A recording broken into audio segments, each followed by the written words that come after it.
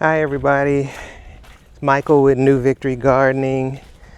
I'm just out in the garden today dealing with my pepper plants, and so I thought I'd check in with everybody and see how things are going.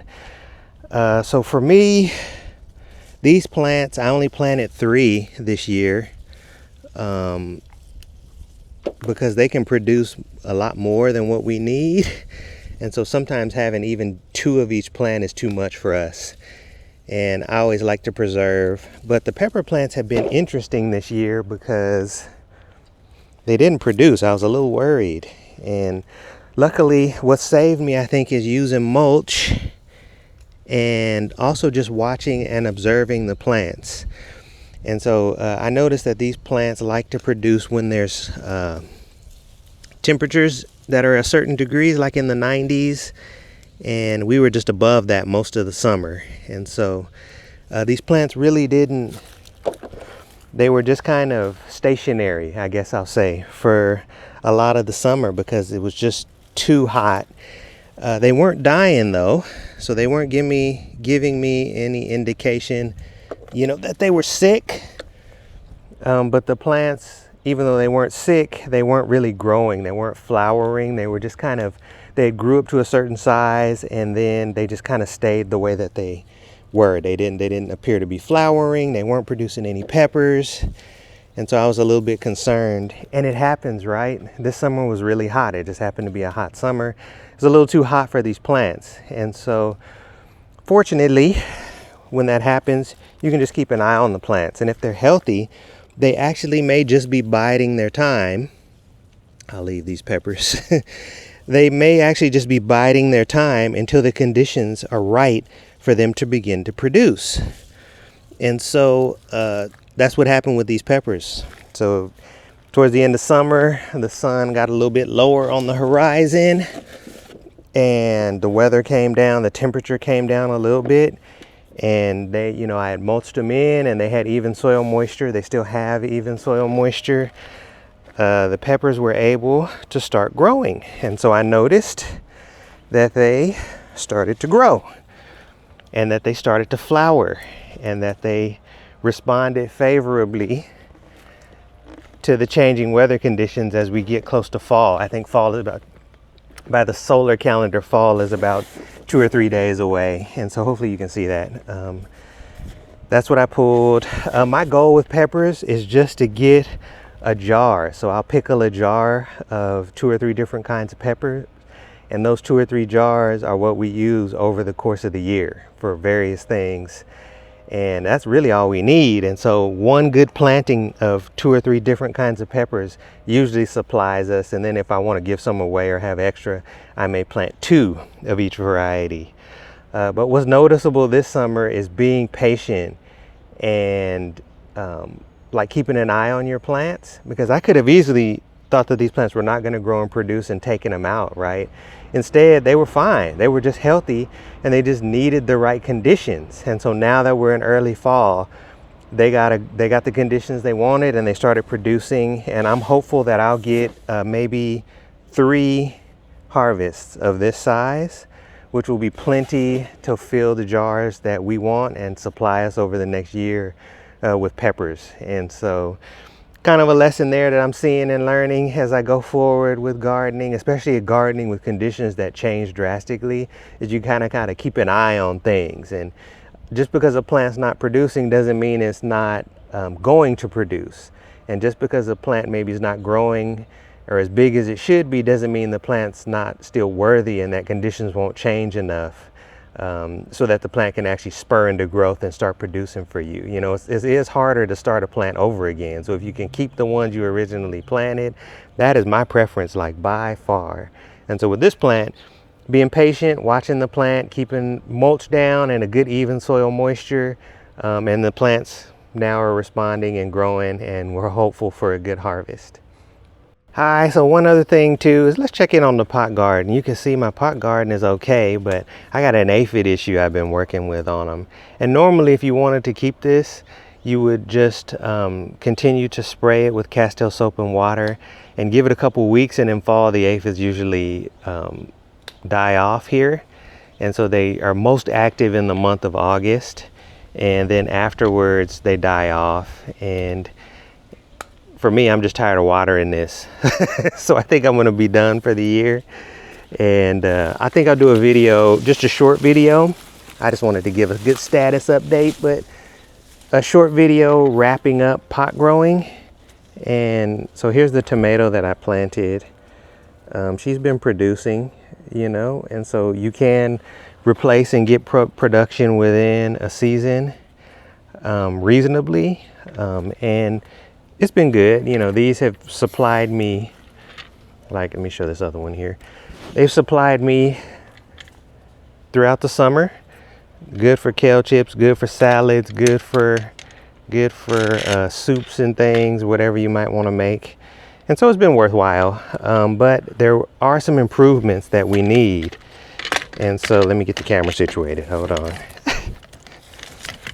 And so, oh, get out of that tree. And so with these plants here, I think we could do better. I think in a future video, I'll talk about how we can do better and maybe what we should focus on.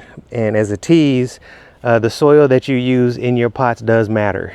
So you can't just buy any old soil and throw it in there and expect a good growth.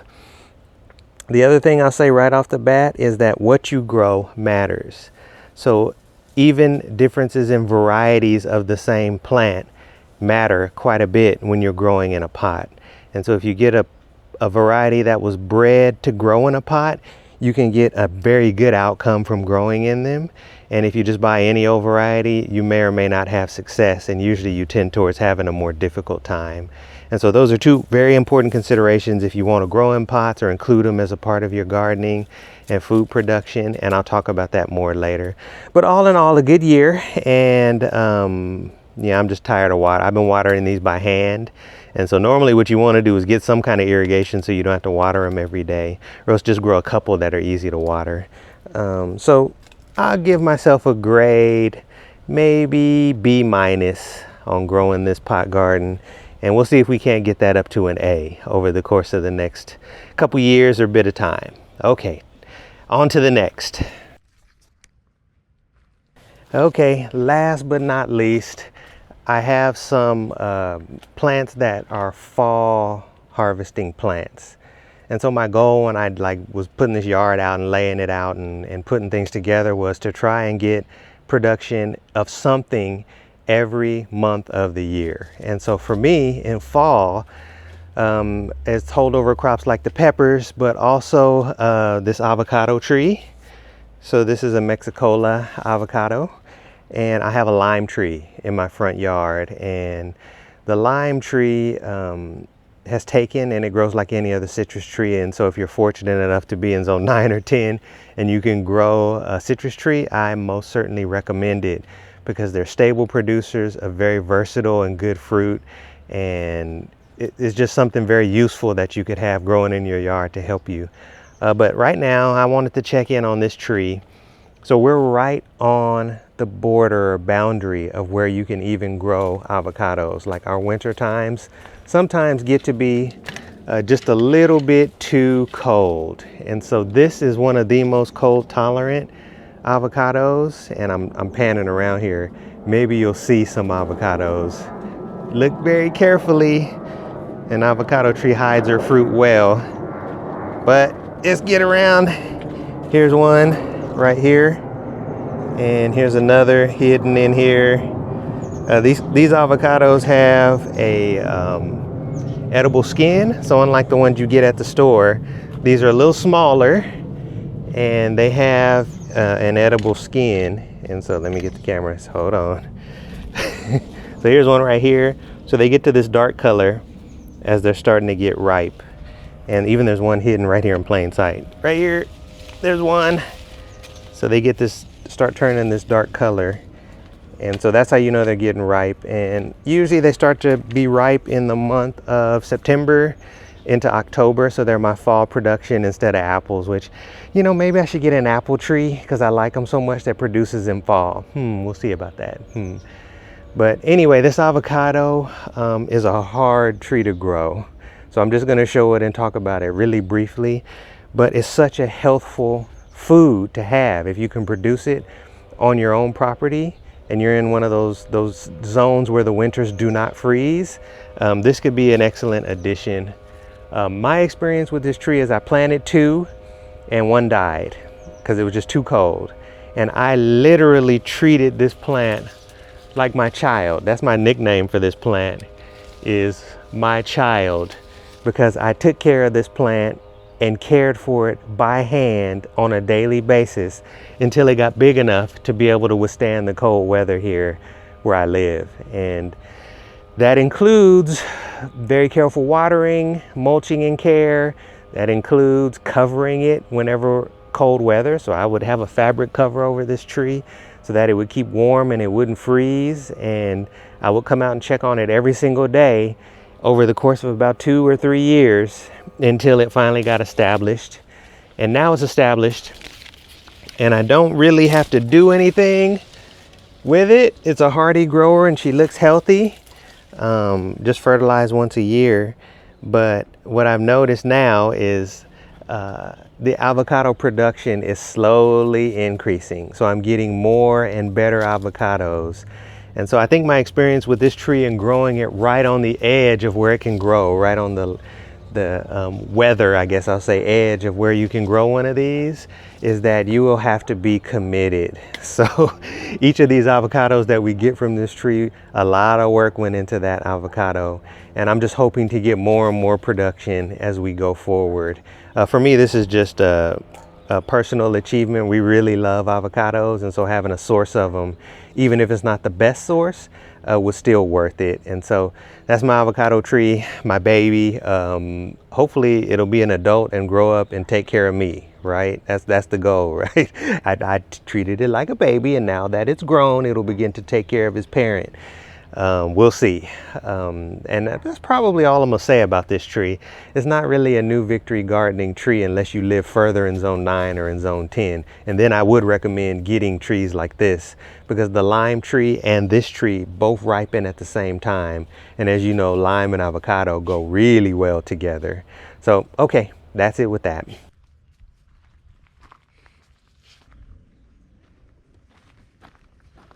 Okay. Let me get myself right here. So that's the beginning of fall. Just thought I'd check in with everybody. We're looking at peppers. We're looking at avocados. I'm going to close out some parts of the garden and kind of try to take a little bit of a break. There's still lots of work to be done. But fall for us is actually a break from all the work of summer to get ready, you know, to process food and to give some away and to get ready for what's going to feed us. And fall is like a fun time. And so wishing everybody well, take care, and God bless.